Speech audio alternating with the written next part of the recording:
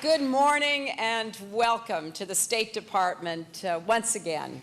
I am so grateful that all of you have joined us here today for what has become, in our view, one of the most important and special occasions of the year here in Washington. I want to thank my friend and colleague, Ambassador Melanne Verveer, who has been, as you know, a tireless champion for women and girls for decades.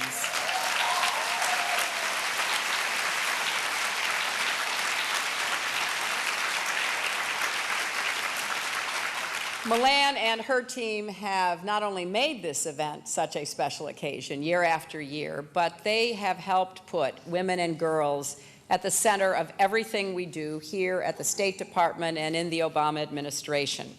So thanks again, Melanne, although it was left out of her mention of the 7th grade girls, that one of them is her granddaughter. So she is very committed to the next generation, and I thank you for everything you have done and will do. Now, why is this a special occasion? Well, for one thing, it is the way we mark International Women's Day, to gather leaders and activists, and particularly our honorees here in Washington, to recognize their remarkable achievements. And for the 4th year, we are so honored to be joined by the First Lady of the United States, Michelle Obama.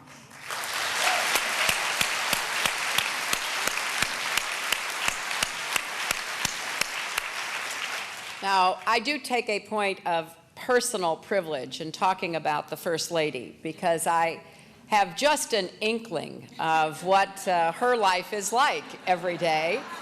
And I want to publicly thank her for being an inspiration for women and girls and families and communities here in the United States and around the world. It's always an honor to share a stage with her.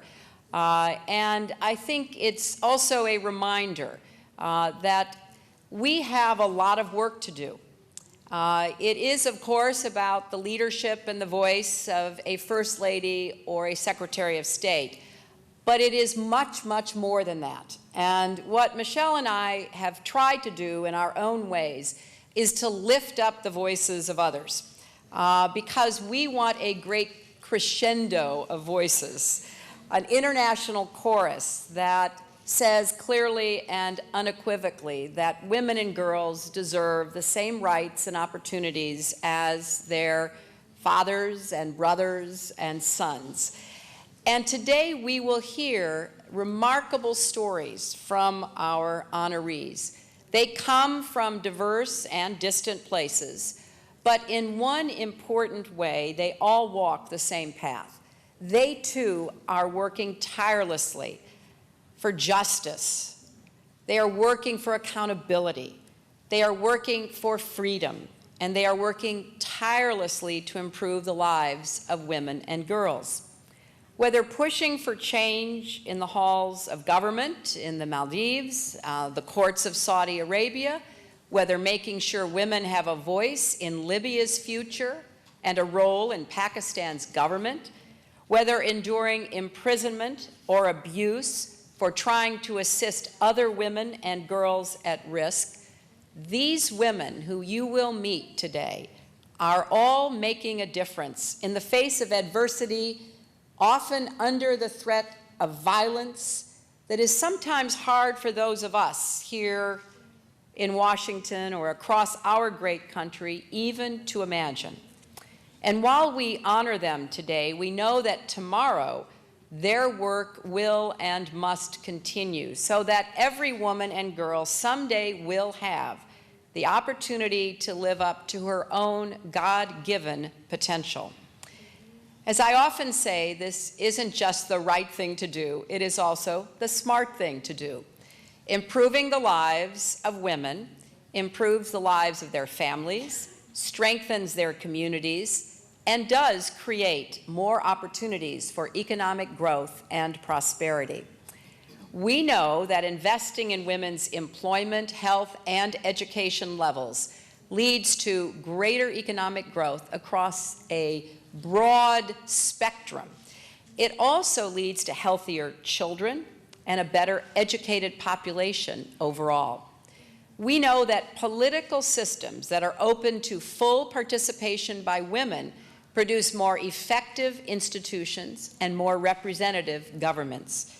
And we know that the work that so many of you do will be done day after day as it moves us closer and closer to realizing the vision of equality. As long as you are on the front lines of this struggle, the United States will be with you, and we will use every tool at our disposal to help you. That's why next week, when all of the United States ambassadors from around the world gather here in Washington, I will be issuing the first ever secretarial policy directive on gender. This guidance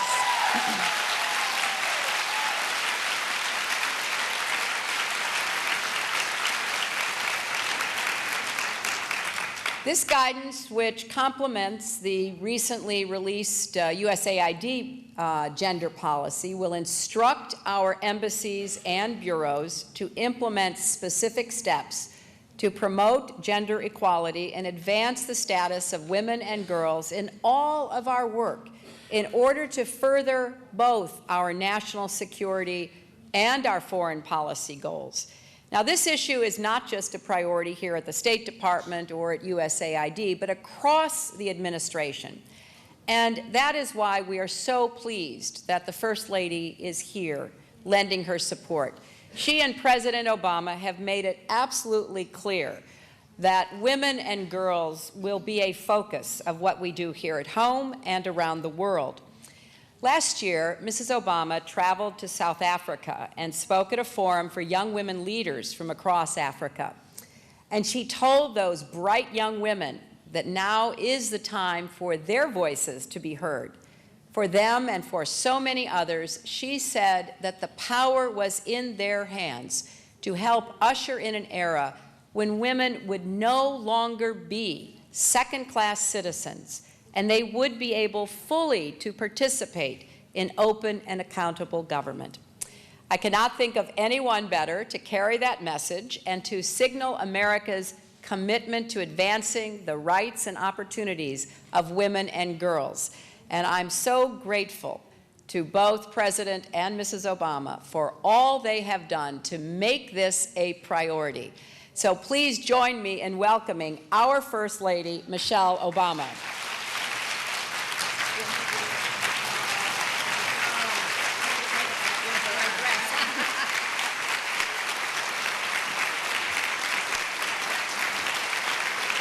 Thank you. Thank you so much. Good morning, everyone. To say it is a pleasure to be here with all of you today would be an understatement. This is truly an important opportunity. It is an uplifting opportunity, and I am happy to be a part of it every single year. And I have to start by thanking Secretary Clinton, not just for that very kind introduction, but she has been an outstanding, should I say that again, an outstanding Secretary of State.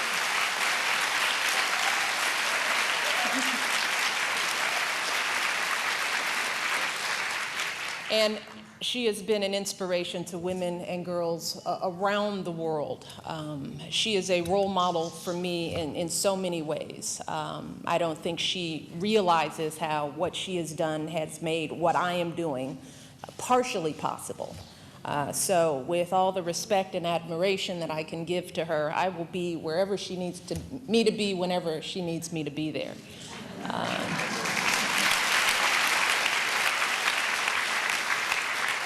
I also want to join in recognizing our special guest, First Lady Mills, who is a dear friend. We enjoyed our visit to Ghana.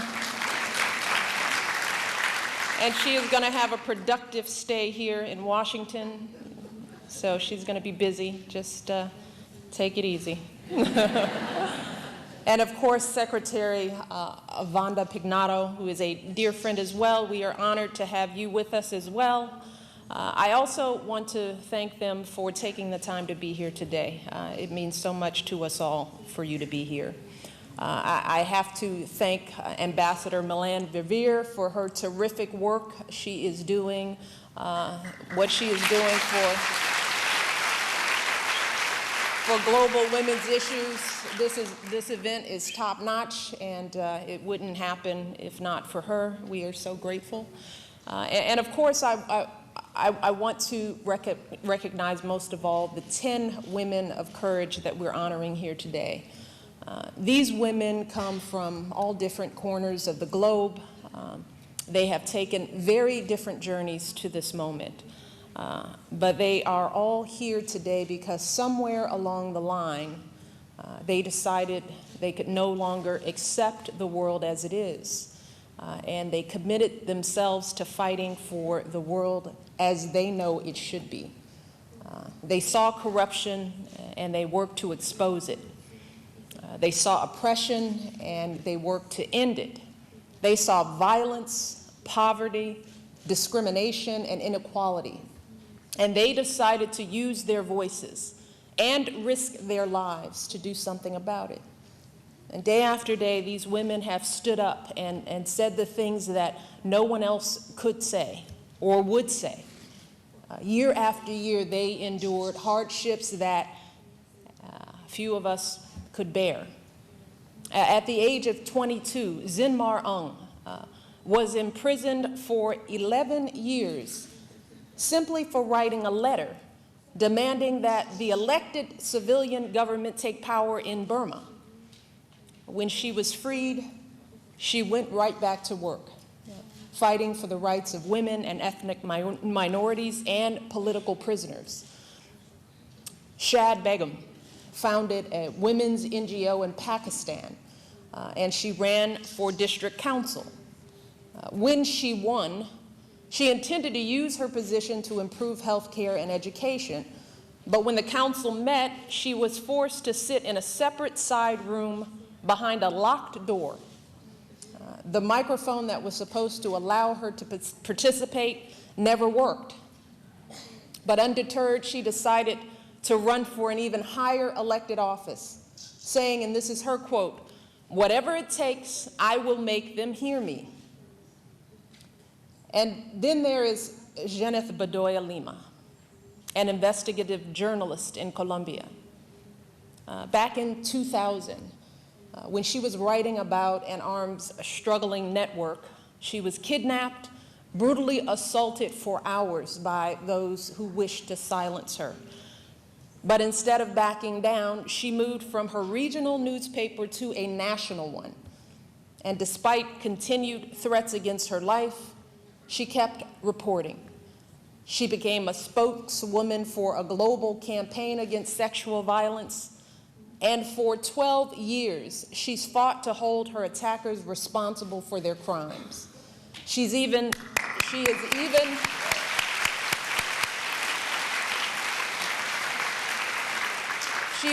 taken her case all the way to the Inter-American Commission on Human Rights, seeking justice not just for herself, but for women across her country. And that is why, despite the risks they face, despite the hardships they endure, these women carry on. Because they know that they are fighting not just for their own rights and freedoms, but for the rights and freedoms of so many others. That is why, despite daunting physical obstacles, Safak Pabe didn't just win a seat in parliament in her own country. She traveled to countries across the globe, winning support for the UN Convention on the Rights of Persons with Disabilities. She lives her life by a simple motto. These are her words. Whatever you experience is an example to others. Whatever you experience is an example to others. The same can be said of Priscilla de Oliveira Acevedo. Despite being one of just a few women in the Rio de Janeiro military police, she has risen through the ranks, commanding more than 100 male officers. We love that.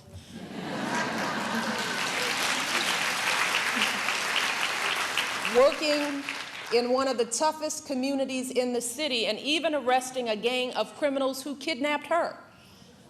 Women of all ages have been inspired by her leadership. And of them, she says, again, a quote, "They see me as an example of the fact that any woman can work in any type of activity. It's just a question of wanting to do it." And that is why each year we invite young people to join us at this event.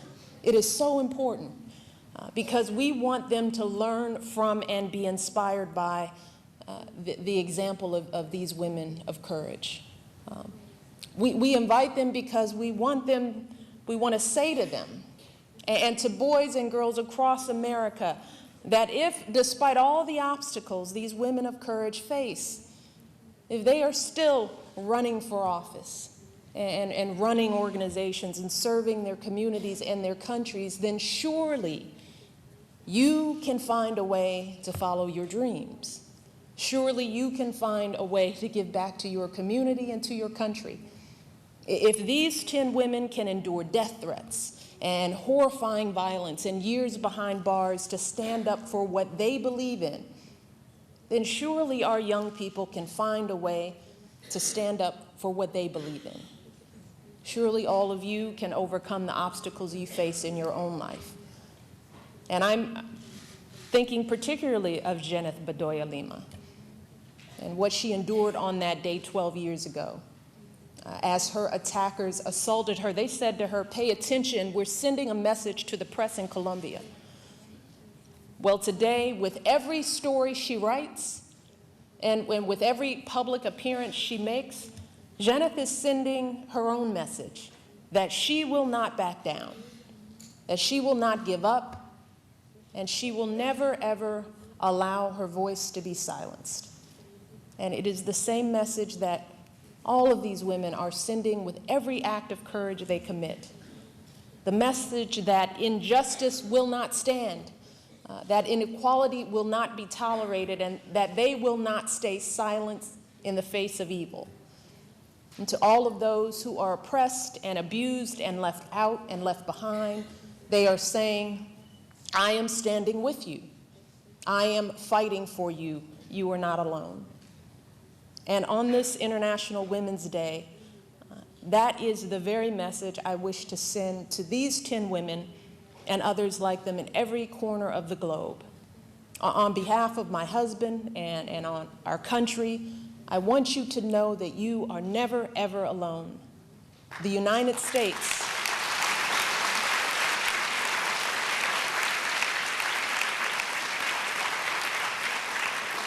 The United States of America stands with you, and we are so incredibly proud of everything that you have achieved. And we will continue to fight with you for the causes to which you have devoted your lives. So thank you all so much. Enjoy this day. Congratulations. God bless.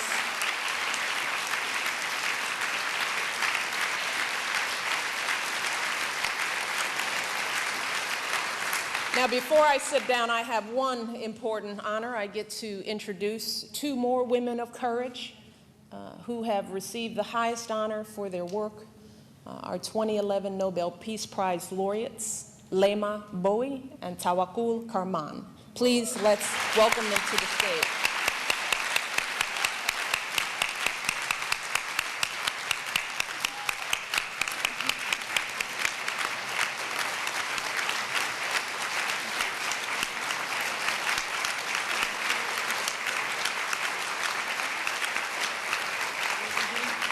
Thank you. Please have your seats.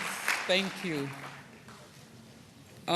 Tina Brown has a way, not Tina Brown, Oprah Magazine did something on Abby and I, Abby Disney, and they said the robo-rouser. And I hate to come to places like this and see everyone trying to be so neat. Today is International Women's Day, and it's a day of celebration.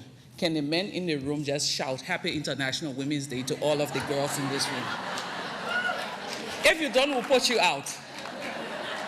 I'm listening. Shout Happy International. Thank you. We deserve it.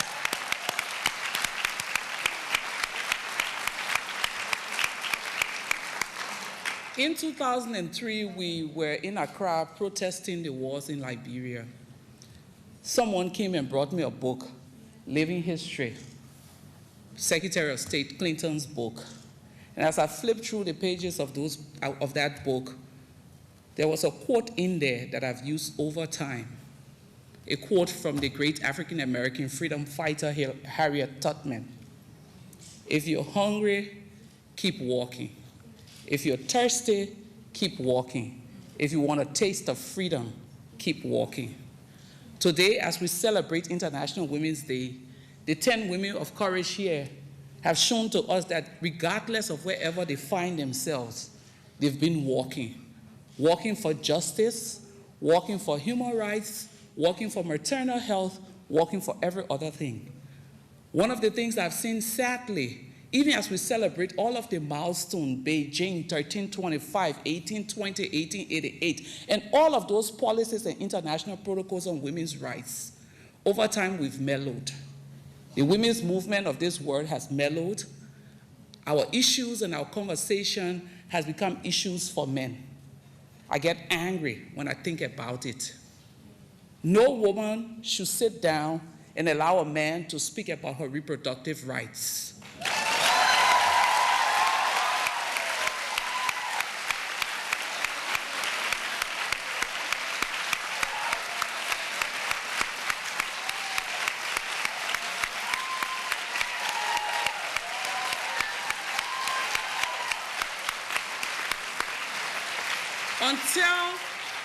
Until you've gone through that process, I've come from Africa to tell you you don't qualify. Issues of peace and security should not be left to men alone to work on. When it comes to conflict situations, women know their context, they have greater analysis, and they know what to do. I didn't come here to preach. I don't have a lot of time. What I've come to say to my sisters as we celebrate International Women's Day, Secretary of State, Ambassador Xavier, and First Lady Obama, I think it's time for us to really start to move forward with our issues. Gone are the days for us to sit and say we've gotten policies, we've gotten this, we've gotten that. It's time for us to get out there, roll up our sleeves, and connect the dots. These women are working very hard. And yes, we can give them all of the verbal support, we can give them all of the honors, but until we continue to make it possible for them to work through resources, their issues will continue to be issues for politicians to use to make themselves look good when it's elections time. It's time for us to stand up, rise up, fight for the rights that we know how to fight for. It's time for us to support our sisters.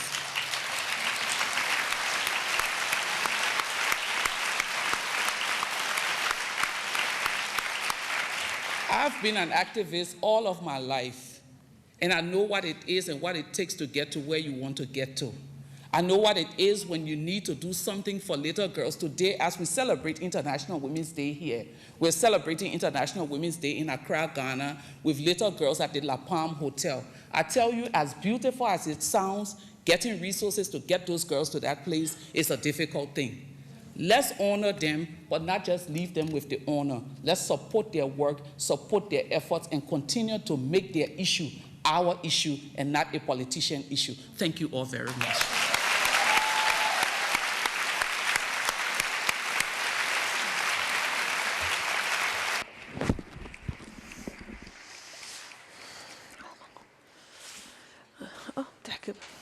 After Lima. And also it's hard to talk in English, so I will do my best. Ladies and ladies, happy birthday. Ladies and gentlemen, really I am so proud to be here to celebrate with you an International Women's Day. This is special day for all of us, special day for all the women around the world, for all the women, especially in Arab countries after Arab Spring.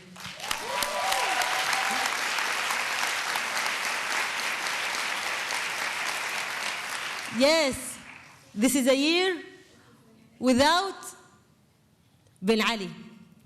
This is a year without Al-Qaddafi.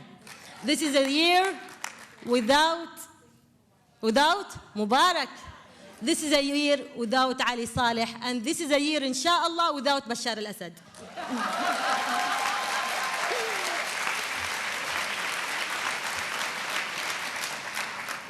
So this is nice morning.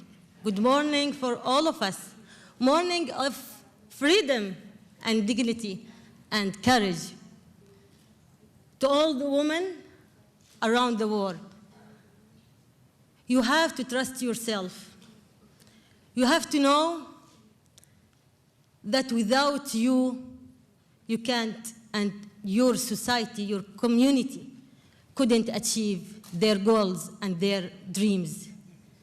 To all women in the world, you must know that you have to be in the front line. You have to refuse any seats back. You have to be in the front, and you have struggled for all the rights, not just women's rights.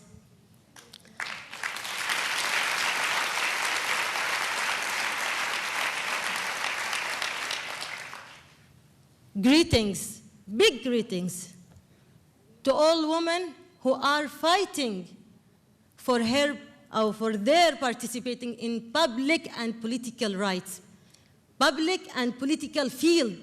This is a very important field for every woman and for every society. I want to say also big greetings to all the women, all women in Syria who are fighting for their freedom.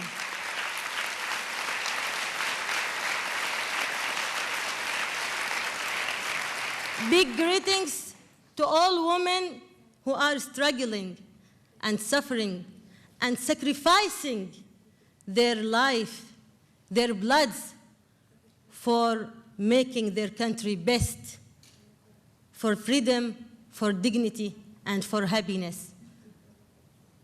To all people around the world, you have to know that without women, you can't achieve everything.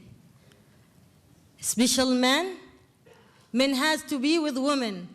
They have to work hand by hand for solving all problems around the world, for making peace spread around the world. To all of them, I want to tell them that we will not make the holiday or the ceremony for women just one day. We will make it 365 days. Thank you very much.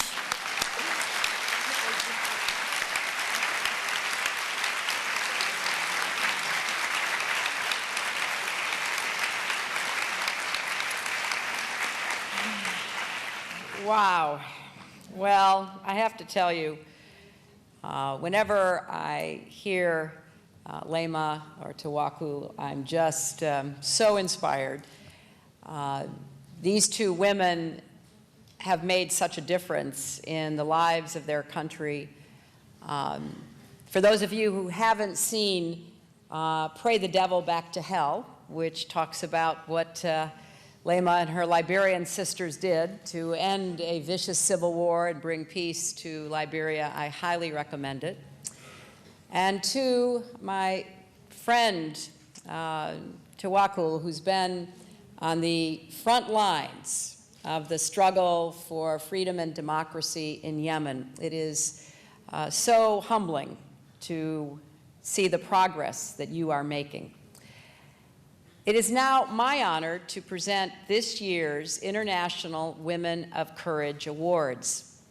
And I would ask each of the honorees to join the First Lady and me one at a time after I read the citations.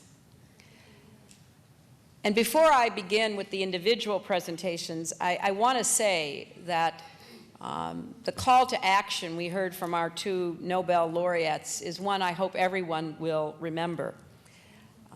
Sometimes the women we honor come here against great odds, and in the face of danger. Sometimes shining this bright spotlight on their work protects them. But they all come with a commitment to continuing that we have to embrace and support, because each of them can use our help. So with that, let me begin. While it's a struggle for many women in Afghanistan to have their voices heard, Mariam Durrani is working to make sure that women's voices are not only heard, but amplified and broadcasted. She owns and manages the only local radio station that focuses on women's issues. Kandahar province, where Mariam lives, is one of the most dangerous areas of Afghanistan. But that has not stopped her from speaking out for women's rights and representing those ideas from her seat on the provincial council. Airing such bold ideas in public is not always popular. And she is with us today, having survived several attempts on her life. Yet she pushes forward undeterred, ensuring that those voices and the message of equality and inclusion is heard loudly and clearly. So, to you, Mariam, Director of the Khadija Kubra Women's Association for Culture, Kandahar, and Provincial Council member, for striving to give a voice to women through the power of the media, government, and civil society, despite innumerable security and societal challenges. We honor and applaud you.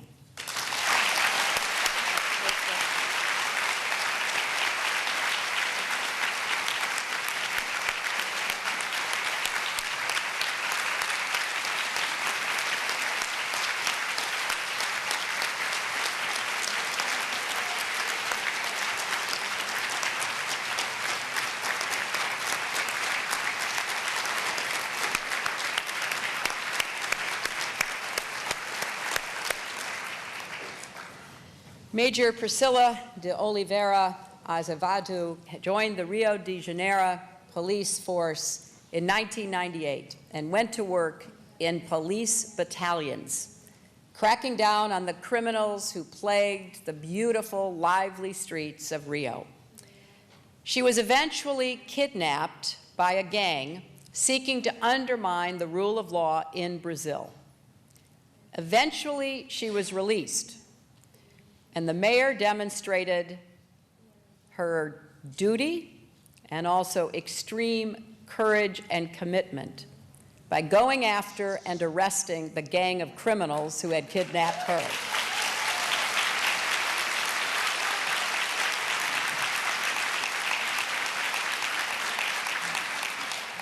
Today, she is a prominent leader in the police force in Rio de Janeiro, and she continues to work with local governments to improve services and expand access to education and vocational training.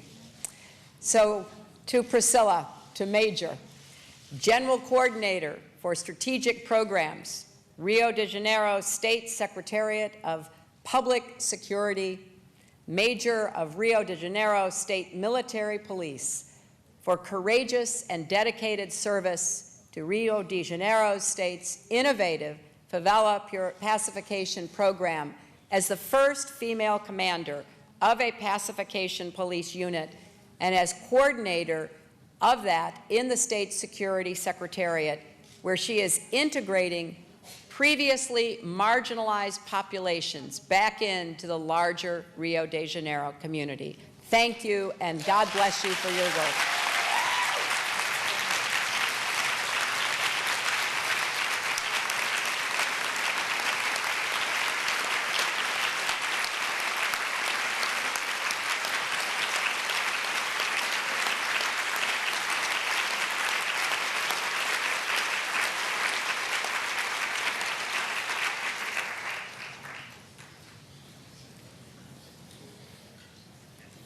"11 years in a Burmese prison could not silence Zin Marong.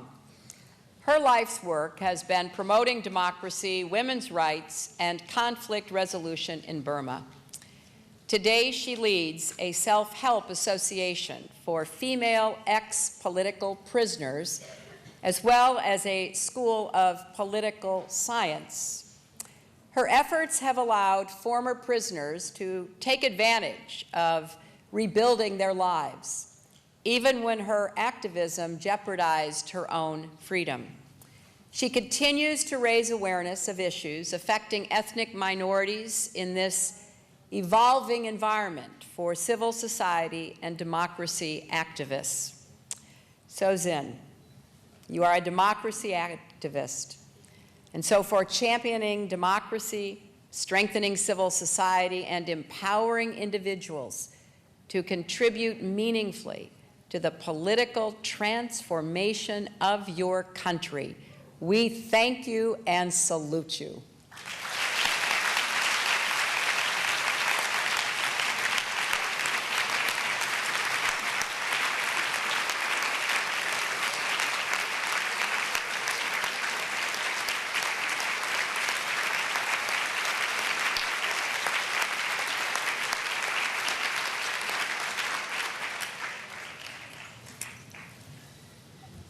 Gineth Bedoya Lima built her career in Colombia as a reporter seeking out tough assignments and going to great lengths to uncover the truth.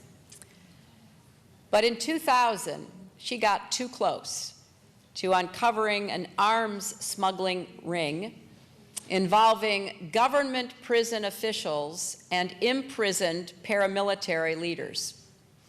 When she traveled to the prison to interview some of those involved, she was kidnapped, driven 2 hours out of Bogota, raped, bound, and thrown into a garbage dump. Pay attention, she was told by her abusers. We are sending a message to the press in Colombia. Despite the most horrific treatment any woman can imagine, Gineth would not be silenced. Instead, she built on her work as an investigative journalist and demanded justice in her own case. She has become an outspoken advocate, shining a light on issues of sexual violence and denouncing criminals who think they can operate with impunity. So to you, Gineth, journalist, spokeswoman of the Rape and Other Violence Take My Body Out of the War campaign, for your unfailing courage, determination, and perseverance while fighting for justice and speaking out on behalf of victims of sexual violence in Colombia. All women and girls are in your debt. Thank you.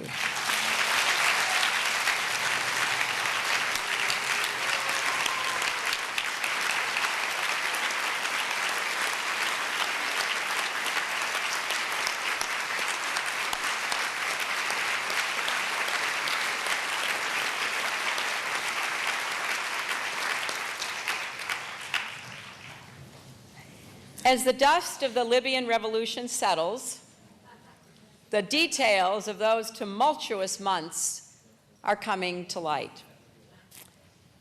We honor today Hana El Hebshi, a 27-year-old architect who was one of the people who documented that history while it was unfolding. Writing under the pseudonym Numidia, her reporting not only showed the world what the people of Libya were enduring, but let the people of Libya know that the world was standing with them. She remains a strong voice for freedom of expression and women's inclusion as the Libyan people chart the course for their country's future. So Hana, human rights activist for courageous advancement of the cause of freedom, and the freedom especially of expression, and for the promotion of women's rights during times of conflict and transition in Libya.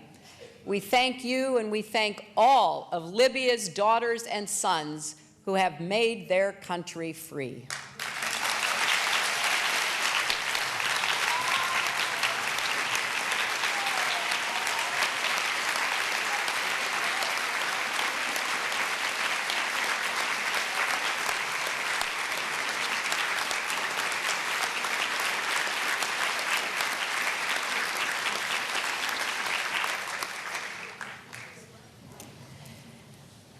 Even though the topic of domestic violence was taboo in the Maldives, Anisa Ahmed, the Deputy Minister of Women's Affairs, was unafraid to speak out and take action. She brought together citizens and stakeholders to build new partnerships to produce a series of documentaries to raise awareness about this issue and to begin the process of changing the way people think about it. As a government official, she pushed for legislation to curb domestic violence. And since leaving the government, Anisa has founded her own NGO, Hope for Women. Her group works to ensure that domestic violence issues are part of the public discourse and in the debates in government. When religious leaders got on the radio and said that female genital mutilation was an acceptable religious practice, Anisa fought right back, telling the public about the harmful effects of this practice and calling on the government to intervene to stop it. She is inspiring others to speak out about these once hidden problems, urging students and police officers and activists to confront these issues in the open.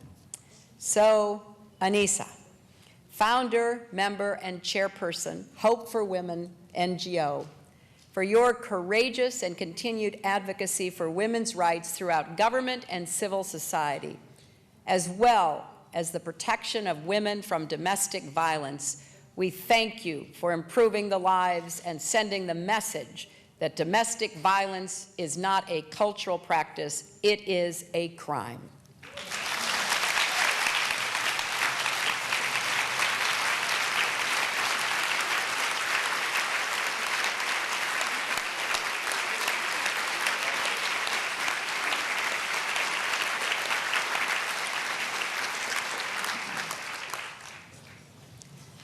Shad Begum encouraged women in her community to participate in the political process by voting and running for office herself.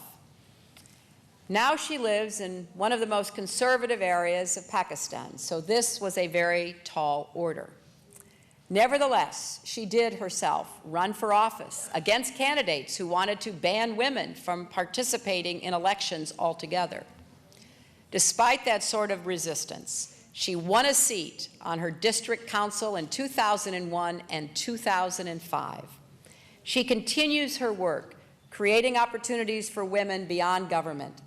She also founded the Union of Women's Welfare, which is providing women the skills and knowledge they need to get involved in the political process, as well as offering microcredit, primary education, and human services for women in need. So Shad, Executive Director, Anjuman Behbuda Khawateen Talash, thank you for fearlessly championing Pakistani women's political and economic rights and working to empower the disadvantaged and oppressed. You are making a difference and setting an example for women and men in your country.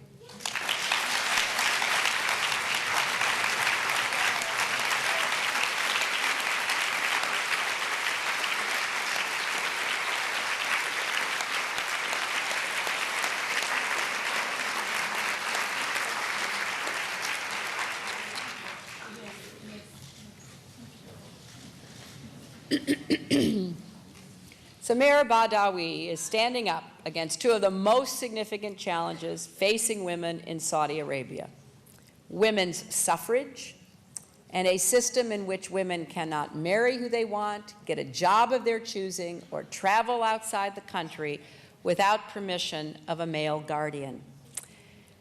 She is demanding that her voice be heard and justice delivered in the Saudi courts.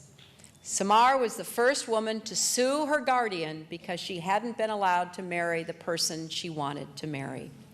She's also the first woman to file suit against the government for the right to vote in municipal elections. Samar has translated her personal efforts into broader campaigns, encouraging more women to speak out for their rights, and her efforts are making a difference. A recent royal decree will allow women to vote and run for office in future elections, as well as be appointed to the Consultative Council. So, Samer, you are a human rights activist, a monitor of human rights in your country of Saudi Arabia, and you have demonstrated significant courage in your activism while becoming a champion in the struggle for women's suffrage and legal rights in your country. And you are making a difference, and we thank you for that.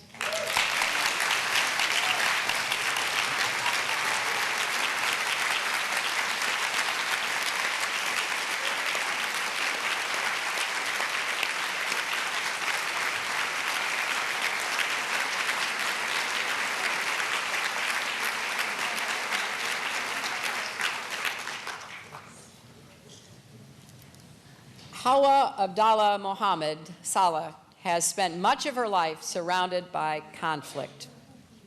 9 years ago, she and her family were forced to flee their home to escape the fighting between Darfuri rebels and the Sudanese government.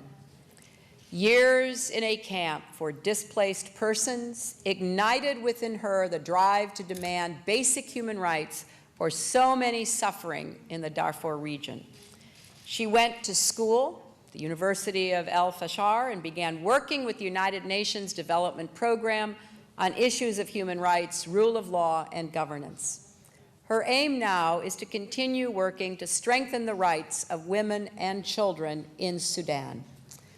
So Hawa, human rights activist, thank you for giving voice to the women and children of Darfur, and for your fearless advocacy for the rights of all marginalized Darfuris. And we hope and pray with you that peace will finally come to Darfur.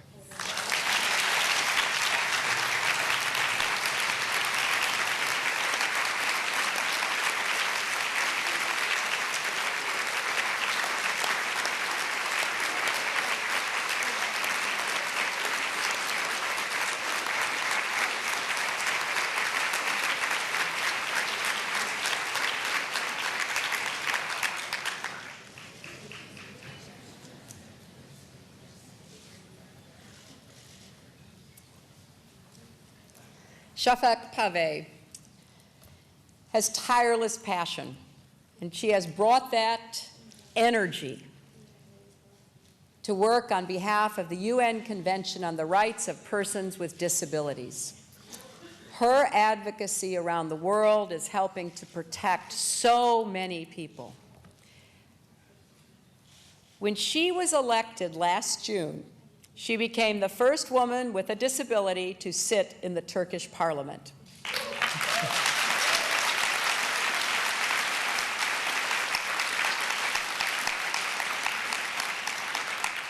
But she has transformed her disability into a strength.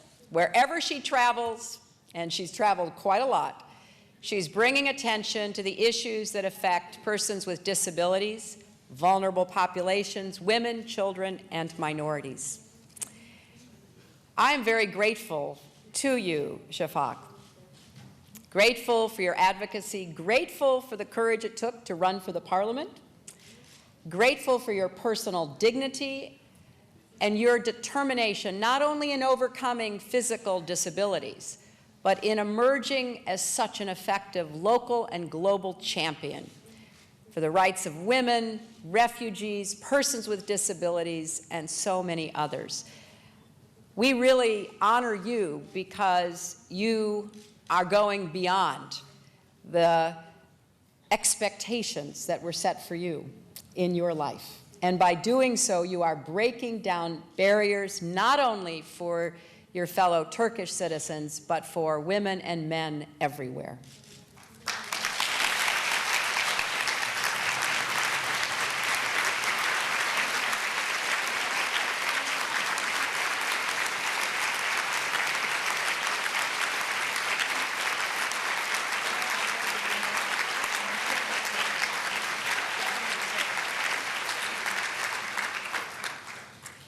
Well, I don't know about you, but I always come away from this event not only inspired, which I think you'd have to be brain dead not to be inspired, but also challenged. Because after all, we must ask ourselves, what are we doing? What are we doing to further justice and dignity and freedom, human rights and women's rights? What more can we do? And we have different talents. We are at different stages in life, but each of us can make a contribution.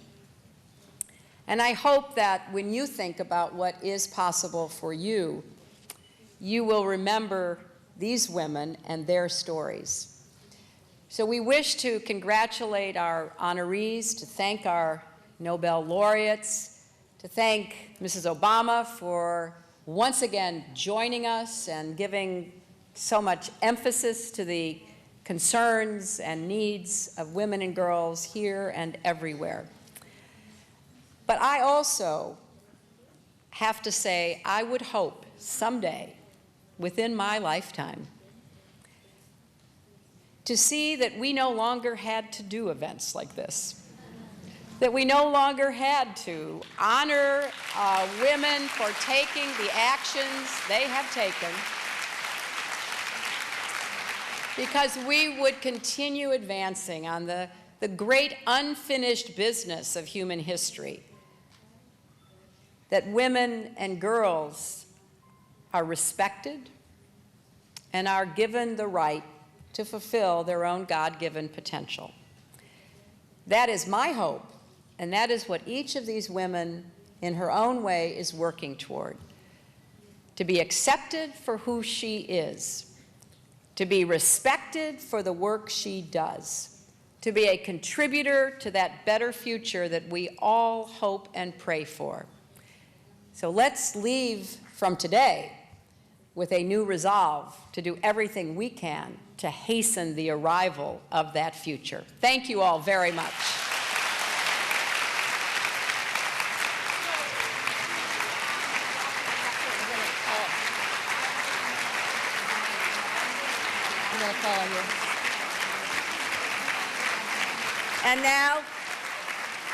And now to say a few words on behalf of all of the women of courage, our awardee from Burma, Zin, come on up here. And I know you all want to hear from her.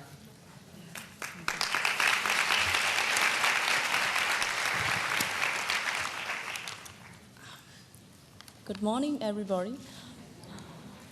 First of all, I would like to start by thanking the Secretary of State, Mrs. Hillary Clinton, the Department of State, and we are honored to be with the First Lady, Mrs. Obama.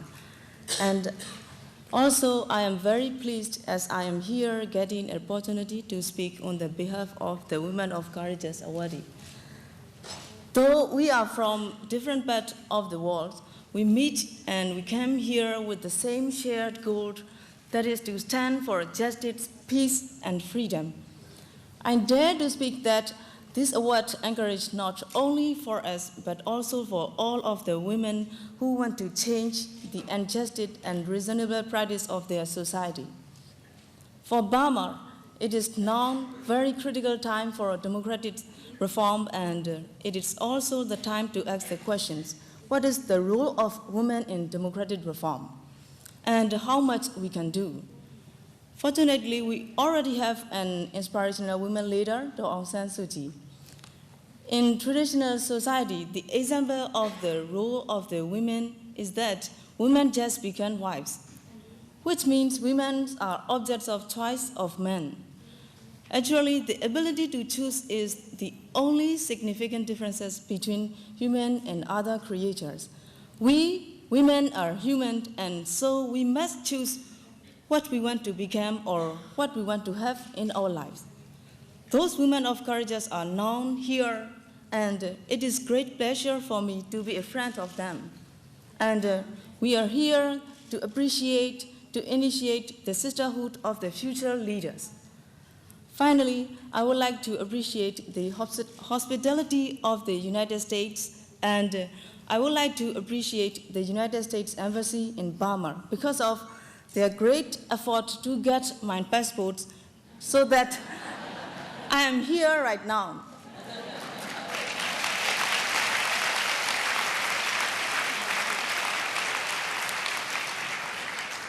let me start by saying that when we dream a single dream together, dream comes true. Let's dream together for our future, for the better world. Thank you.